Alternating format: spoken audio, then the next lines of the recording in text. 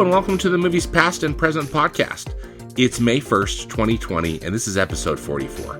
I'm your host, Stanford Clark, and I'm podcasting from the crossroads of the West in beautiful Salt Lake City, Utah. Just on my blog, moviespastandpresent.com, I'll be providing recommendations, commentary, and reviews about current and classic cinema. Thanks for tuning in, and let's do this thing.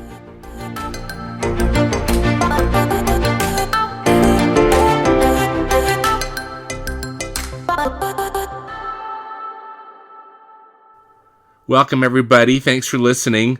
I hope you're all safe and well and still hanging in there as we're dealing with this COVID-19 pandemic. This episode, again, is focused on movies you can watch at home.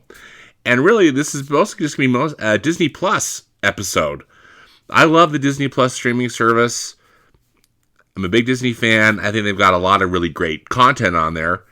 And so I want to talk on the podcast today about some new films that are going to be coming to the service here during the first week of May, and then some random films on Disney Plus that hopefully you and your families might enjoy, and possibly films that you might not have considered watching or even really knew about.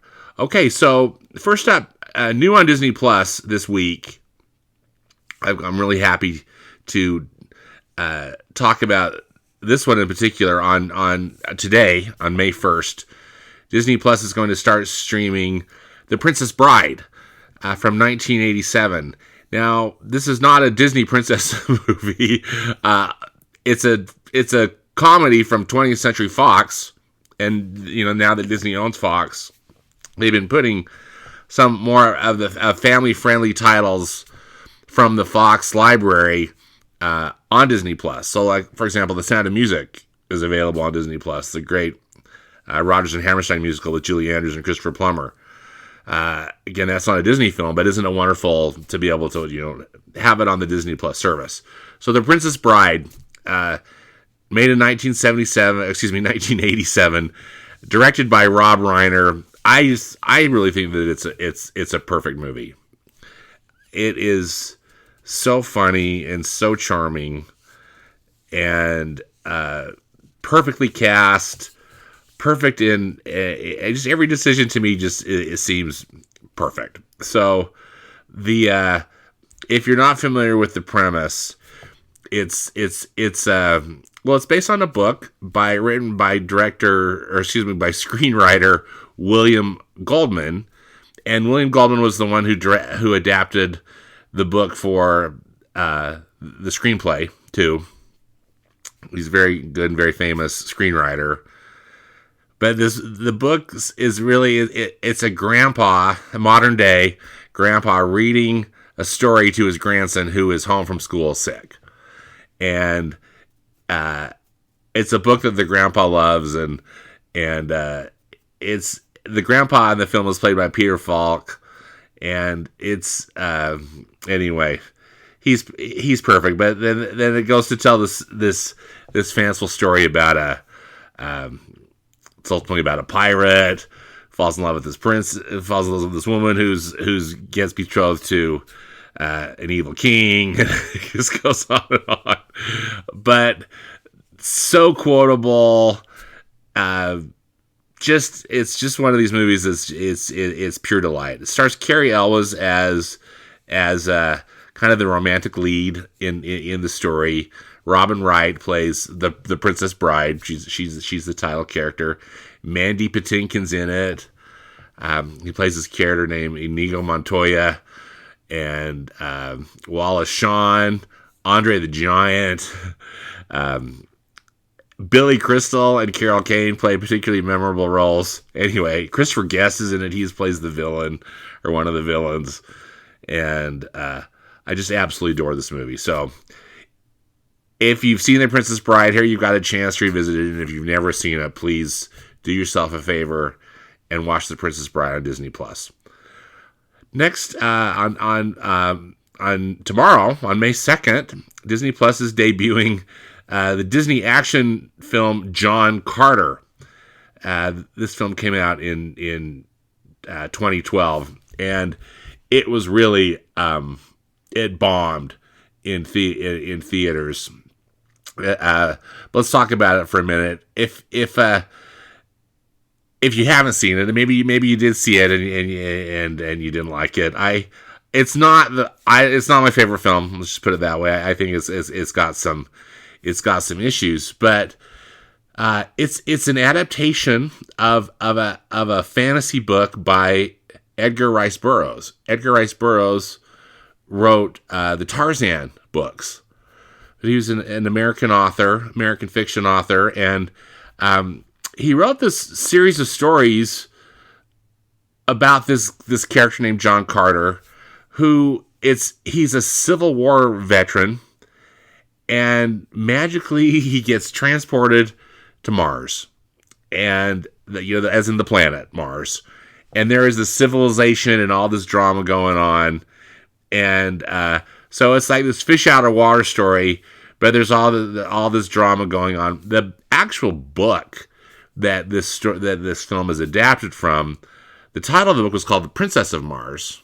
Here we've got another princess thing going on, and it's a perfectly fun science fiction book.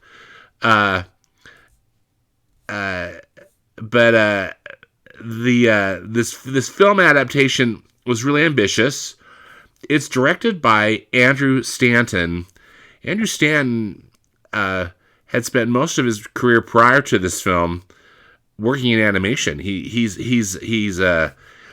works at Pixar, and he's directed a lot of great stuff at Pixar, including Finding Nemo and Finding Dory, which he did after John Carter kind of bombed. But John Carter, I thought again they tried hard, and there's lots to like. The production design is quite interesting, and there's some good action. I just almost felt like Disney didn't go bold enough with it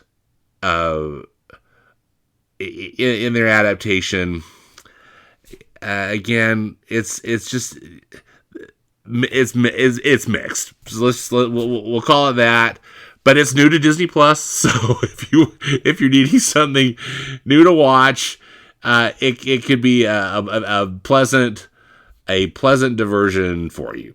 Next up is on May the 4th. So as you know, May the 4th has been really kind of adopted as Star Wars Day, because of the statement "May the Force be with you." So, May the 4th be with you, hardy har har. But, hello, Star Wars Day, though, which I think is awesome. The most recent film, Star Wars The Rise of Skywalker, which came out in December of 2019, they're putting that on Disney Plus. So, that's kind of early, I think, and probably we can thank COVID-19 for that one. It's been available to purchase, on digital, and for the last few weeks. But anyway, it's going on Disney Plus on May 4th.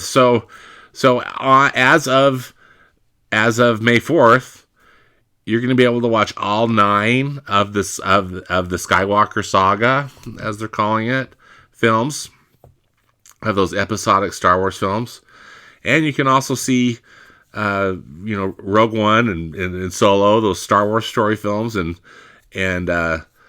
but I'm excited. I probably will be watching The Rise of Skywalker on May 4th, I might even do a special Star Wars episode. We'll see what happens over the next few days.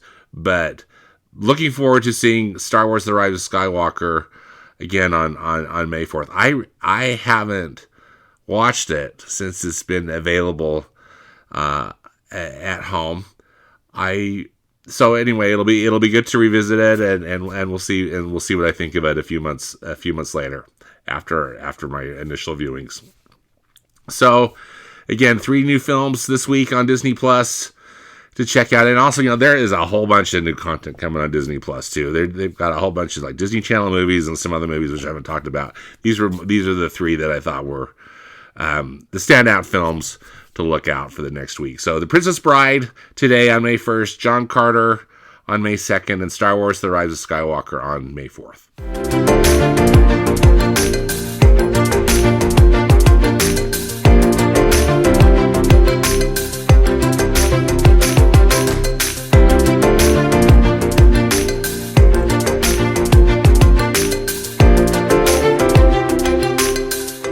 So now let's talk about some random films that are coming on Disney Plus. And I'm calling them random. I was trying to pick a category that could possibly be interesting to explore, to put a list together of some different types of films to watch. I picked 10 films that are currently on Disney Plus that have won an Academy Award, and they're all from different categories, which I'll describe as we're moving through this list. But these are 10 films you probably heard about most of them, well, or maybe not, but films that I think that maybe you should consider adding to your watch list on Disney Plus if you haven't already watched them, or again, perhaps you haven't really seen them or thought about them. So these are going to be in chronological order of their release date. And then we'll talk about the Academy Award too. So first up is the one that started it all, and really the fairest one of all, still in my opinion, Snow White and the Seven Dwarfs from 1937. I know this is a film I've talked about, but this film won an honorary Academy Award, and I don't know if you've ever seen the picture of it. Of Walt Disney receiving this award is actually pretty cute. The child actress Shirley Temple, child actress back in the day, she awarded it to Walt Disney, but it's got one Oscar and then 7 little Oscars attached to this this stylized wood base that they gave. That the award that they gave him. I've seen the award. It's on display at the Walt Disney Family Museum in San Francisco, California, and it's pretty cool. But I'll put a link to a picture, or I might even actually put the picture too on the podcast notes on my blog, so you can check it out. But Snow White, it's such a terrific film. I think it still holds up remarkably well, as I've talked about in the past, and I think as other people probably mentioned too. I think Snow White's voice is not everybody's cup of tea. I like it. I find it charming, and it definitely, of the time period. But I like it. It doesn't bother me at all. And I just think this film is so full of optimism, and that I think would probably be the reason why I would recommend watching it. Is it's just amazingly optimistic tone, which is something that we could use a lot of right now. So, Snow White and the Seven Dwarfs from 1937. Next up is we got a couple of films actually from 1954. First is a dramatic film. It's 20,000 Leagues Under the Sea, and this is a live action film. And one of the first live action feature films that was produced at Walt Disney Productions, and holy smokes, they hit it out of the park. And I know I've talked about this film too before, but it is so outstanding and holds up so well. It won 2 Academy Awards. It won for Best Art Direction for a color film, and then Best Visual Effects. And it earned both, I think, because the art direction is outstanding, and the special effects for 1954, and for not using any computers, anything. I think a lot of it was done with camera tricks, with miniatures, and then with, just with practical effects. It's really, really terrific. And really interesting film. Stars James Mason as the crazy Captain Nemo, or maybe we should just say misunderstood Captain Nemo, right? But although he was pretty crazy. Kurt Russell's in it. It's a giant squid. and pretty much the coolest submarine ever made, the Nautilus that they designed for this movie, is just the tops. So 20,000 Leagues Under the Sea from 1954.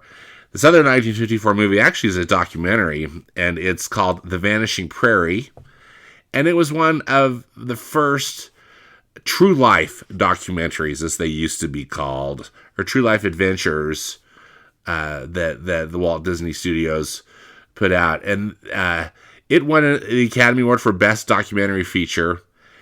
It's if you haven't seen any of these Disney nature films, I mean, these true life adventure films that now have been replaced in our modern day with the Disney nature brand.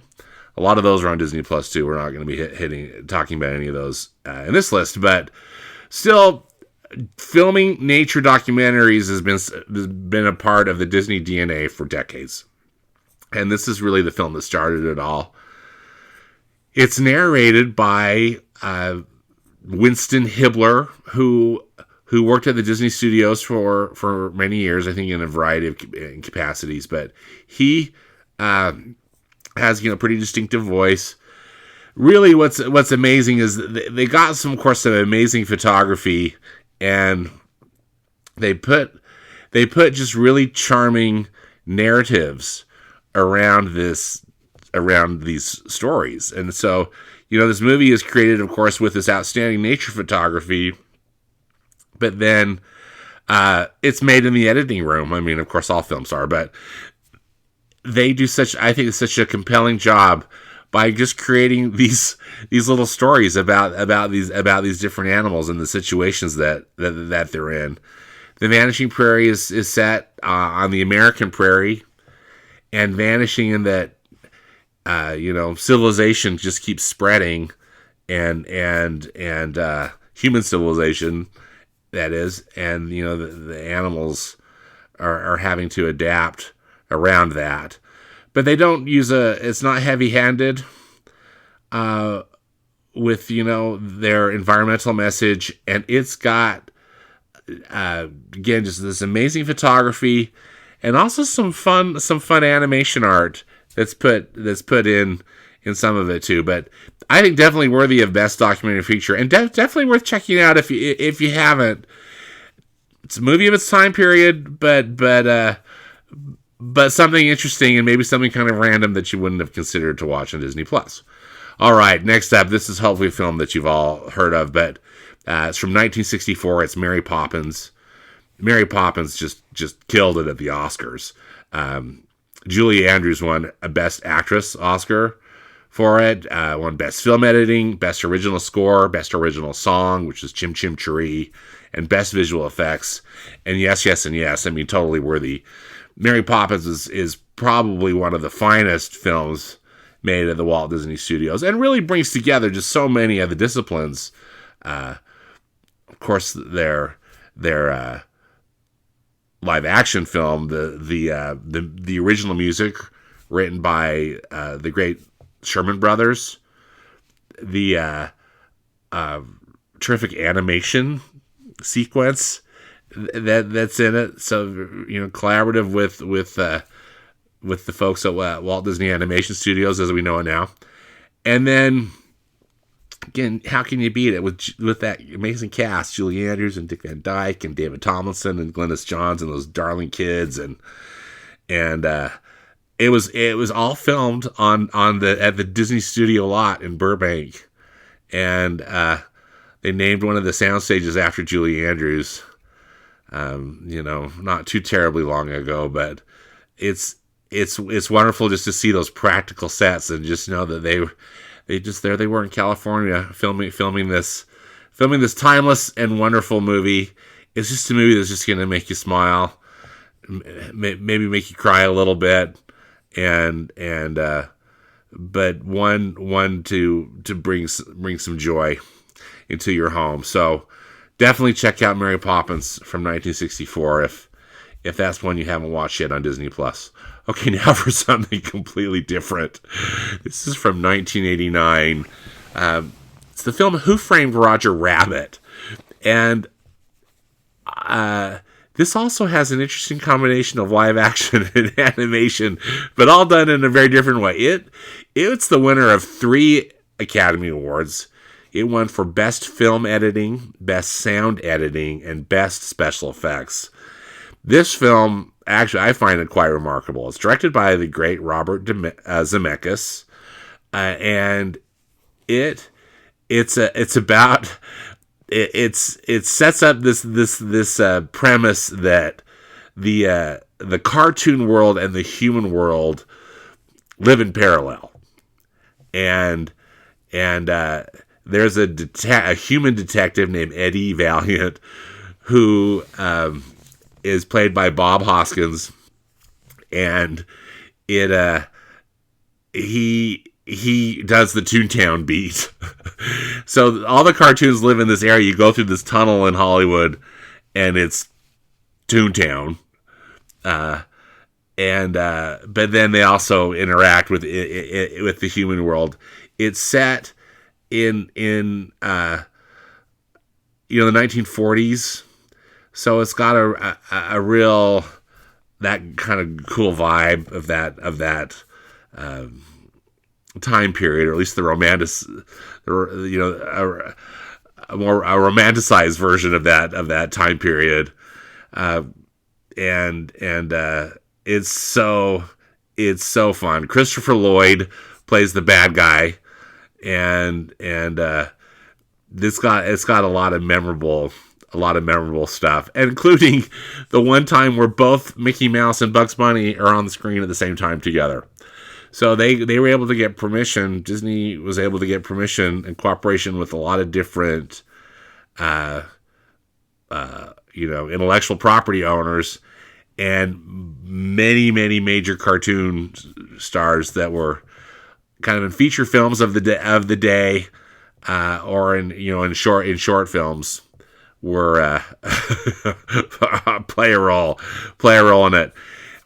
What's really amazing, and again, I think one of these technical Academy Awards is too. It's not a movie with heavy computer generated effects. They use just a lot of classic techniques to bring the animated characters into play with the human characters, with a lot of very inventive use of props and things. Totally worth checking out, if nothing else, just because it's a bit of a technical marvel. If you're really looking at how they made it, and plus, I just think it's a very entertaining and a very funny film. So, Who Framed Roger Rabbit from 1989. Okay, these next ones, I think you probably are pretty well known, but worthy additions to the list. It's The Little Mermaid from 1989. It's of course the great animated film. It won Best Original Score and Best Original Song the awards went to Alan Menken. So this was just the start of Alan Menken's monster run in the 90s with the Oscars, because pretty much every Disney film that he worked on after that, Beauty and the Beast, Aladdin, Pocahontas, etc., got Best Original Score and Best Original Song.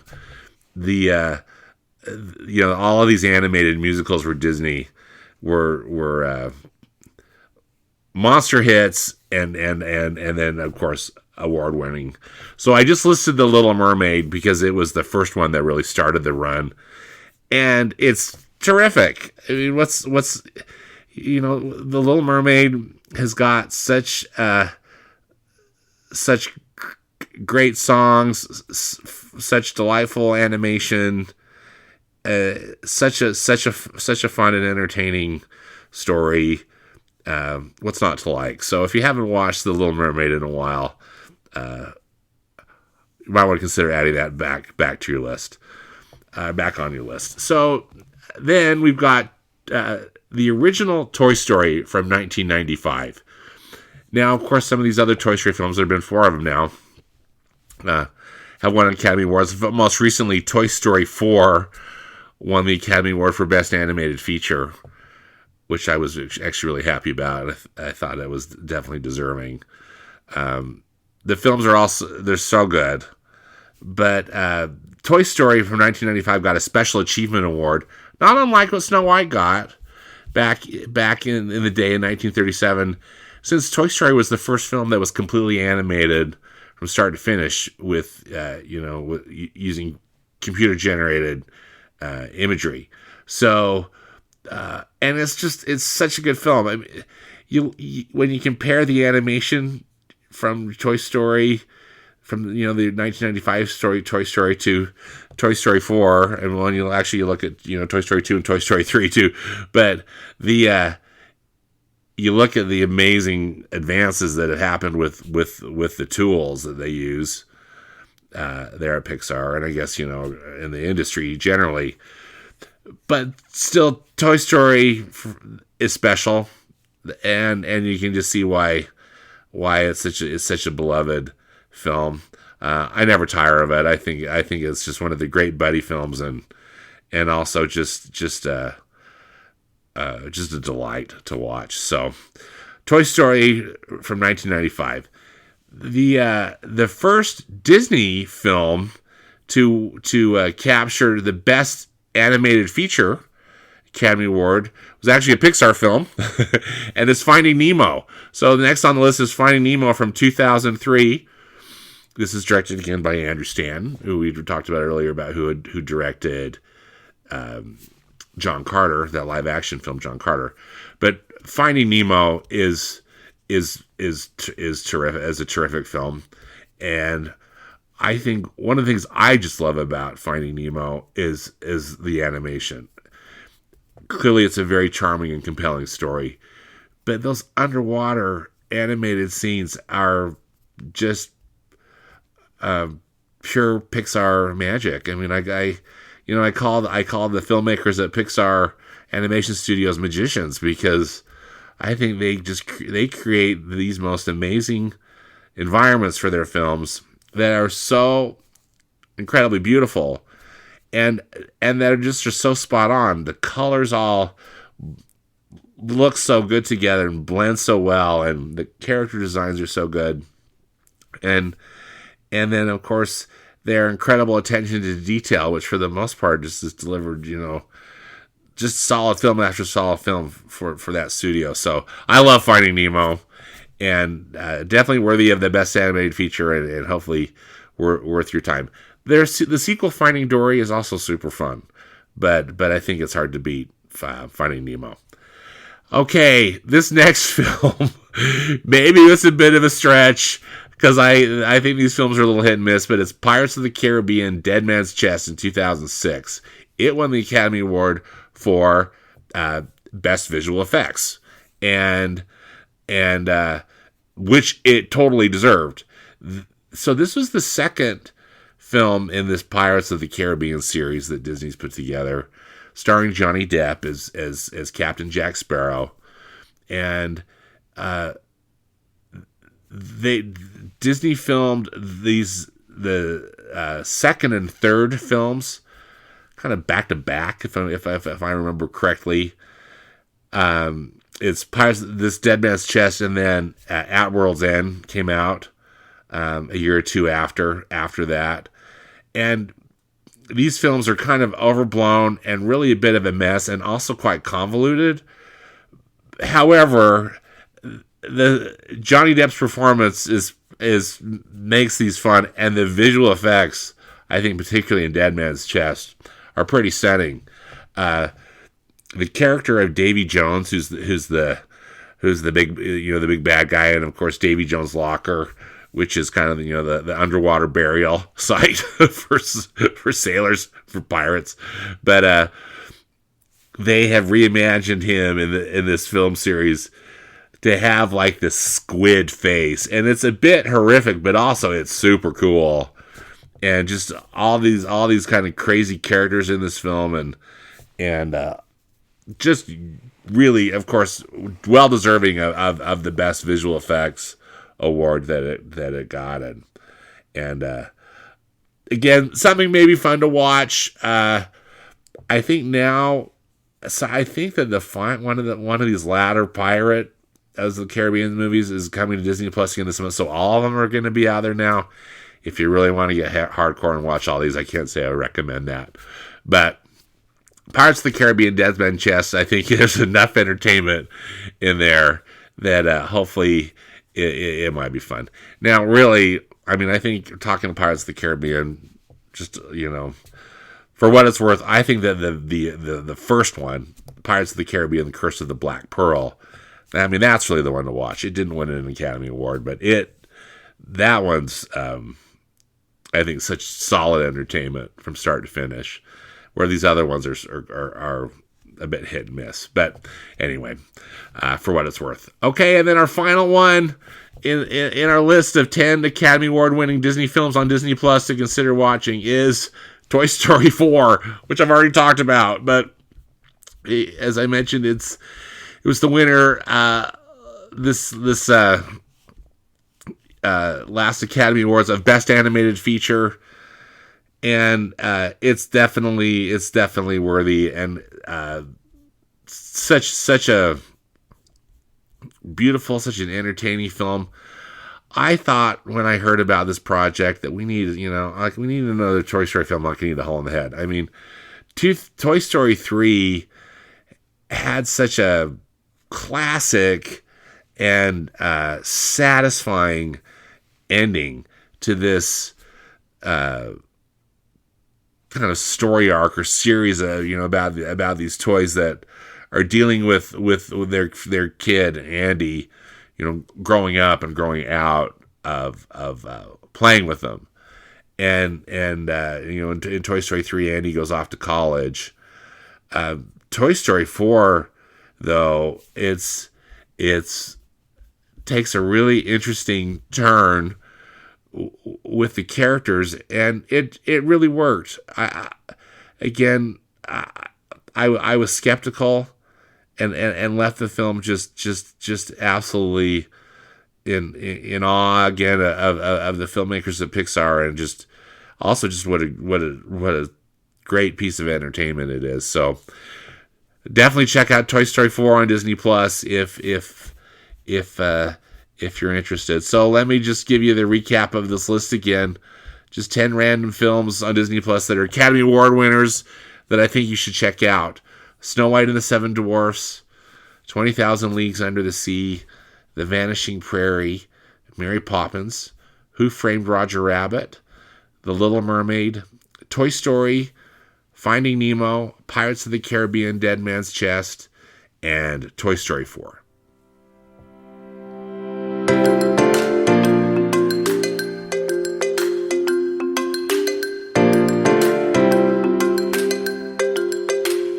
Well, that does it for this episode of the Movies Past and Present podcast. Again, links and more information about all of the movies discussed in today's podcast can be found in the podcast notes on my blog at moviespastandpresent.com.